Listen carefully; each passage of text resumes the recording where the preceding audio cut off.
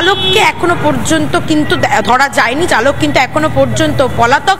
ঘাতক বাসটিকে কিন্তু ট্রেস করা গিয়েছে, কিন্তু চালকের খোঁজে কিন্তু ইতিমধ্যেই তদন্ত শুরু করেছে যাদবপুর থানার পুলিশ। তুমি দেখতেই পাচ্ছ এই মুহূর্তে যাদবপুর থানার পুলিশ তারা কিন্তু ঘটনাস্থলে রয়েছে, গোটা বিষয়টি নিয়ে তারা তদন্ত শুরু করেছে। এবং যে প্রশ্নটা উঠছিল, অভিভাবকরা যেটা বলছিলেন যে সকালবেলায় যখন তারা ছেলে মেয়েদের স্কুলে দিতে আসেন তখন কিন্তু এই রাস্তায় কোনো পুলিশকে দেখা যায় না, কোনো পুলিশকে কিন্তু জায়গা থেকে সাত সকালে যে মর্মান্তিক পথ দুর্ঘটনা, যার জেরে একজন মহিলার মৃত্যু হলো, একজন সন্তান তার মাকে হারালো এবং জখম হয়েছেন তার স্বামীও, হাসপাতালে চিকিৎসাধীন তারা। ধন্যবাদ এলিনা।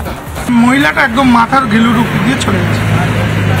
আর বাইকে কতজন ছিলেন? বাইকে উনার হাজবেন্ড ছিলেন আর বাচ্চা ছিলেন, উনারা বেঁচে গেছে। ওনারা বেঁচে গেছে, হাজবেন্ডকে কি হাসপাতালে নিয়ে যাওয়া হয়েছে? না একটুখানি চোটপট পড়েছে, উনি হাসপাতালে নিয়ে, তারপরে কি করলো নিয়ে গেছে কিনা জানি। বাচ্চাটি বাচ্চাটি ভালো আছে।